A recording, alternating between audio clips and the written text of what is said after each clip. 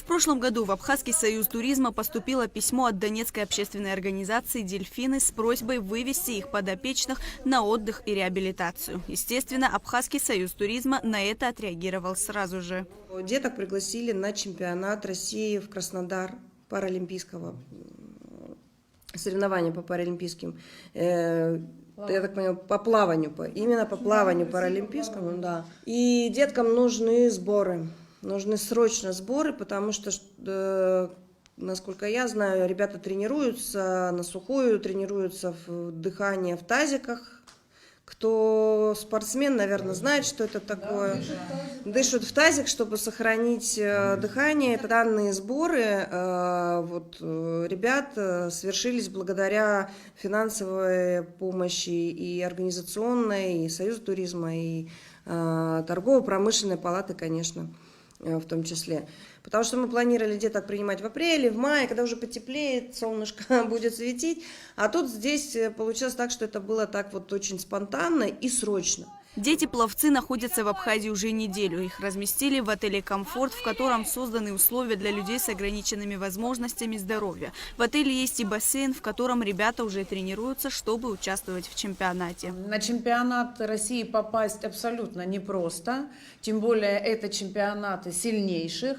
Мы, конечно же, из-за того, что мы не имеем спортивных площадок из-за войны, мы не попадали туда. Но у меня очень хорошая с главным тренером, и с председателем Паралимпийского комитета, и со всеми ребятами. Мы знаем друг друга очень давно. У меня с ними хорошие отношения, и они всегда дают нам фору для того, чтобы мы могли попробовать свои силы. Мы хотим показать всем, доказать, что не важно, что ты инвалид. Это вообще, этого слова у нас нет и не было никогда. Да, война – это очень тяжело, это больно, это страшно. Ты не знаешь, как выживешь ты сегодня или нет. Но ты хочешь, и ты добиваешься. Вот оно, абхазское гостеприимство. То есть каждый человек, с которым мы общаемся, открывает перед нами свои двери. Что нужно, Тамила Валерьевна, что нужно? Давайте, какие вопросы, какие проблемы?